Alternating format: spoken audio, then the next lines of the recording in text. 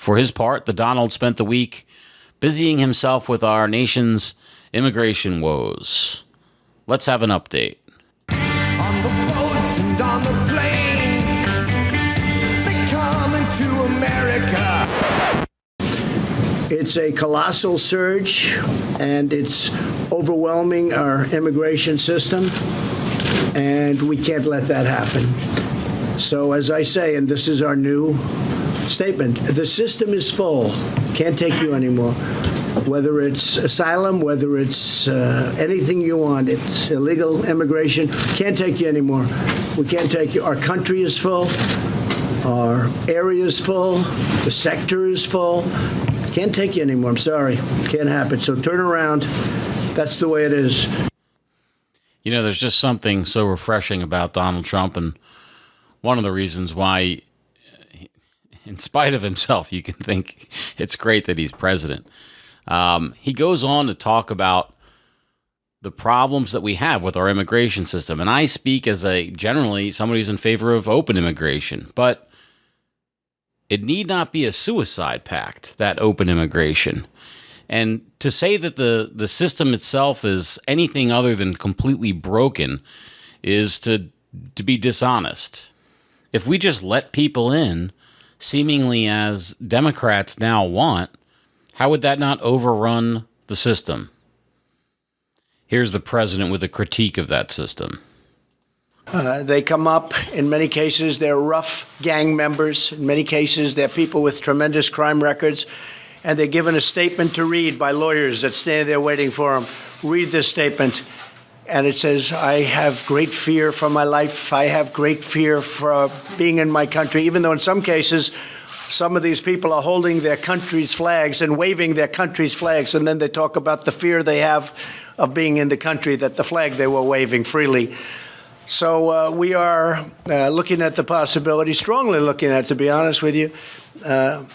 California, the governor wants to have a lot of people coming in, refugees coming in, a lot of sanctuary cities. So we'll give them to the sanctuary cities maybe to take care of if that's the way they want it, because we can only hold them under the current law for 20 days.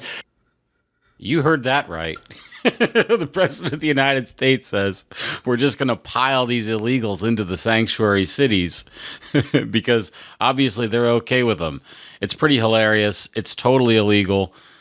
And they walked it back later on. But to say that he wasn't serious about it is absolutely not true. He was serious about it. It's one of the things that's refreshing about Donald Trump. Not that he didn't know it would be illegal to do. I mean, to punish members of Congress in where they distribute these illegal alien refugee types. See, this just demonstrates his unfitness for office. If you're more suave, if you're more Obama-like, you don't ever state your illegal intentions. You just go ahead and do it. And then you say, well, the undersecretary investigated the various potential locations for a refugee camp and decided that Golden Gate Park was ideally suited for various reasons. And that's how you do it. That's the Washington way, not just stating your intent to punish the sanctuary city congresspersons, which, if there were any doubt that was his intent, here we go again.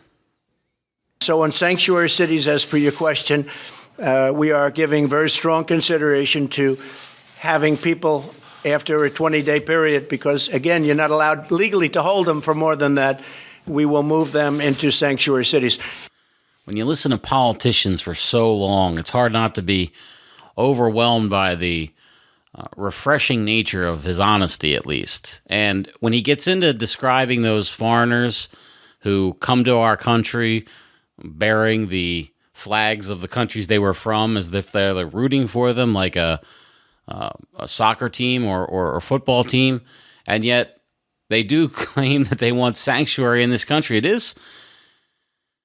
He's got his thumb right there on, I think, a vision that disturbs many Americans who would be charitable otherwise with entry to this country for people who wish to become Americans and not wish simply to come here and enjoy American largesse while maintaining identity from the place they claim to be refugees from.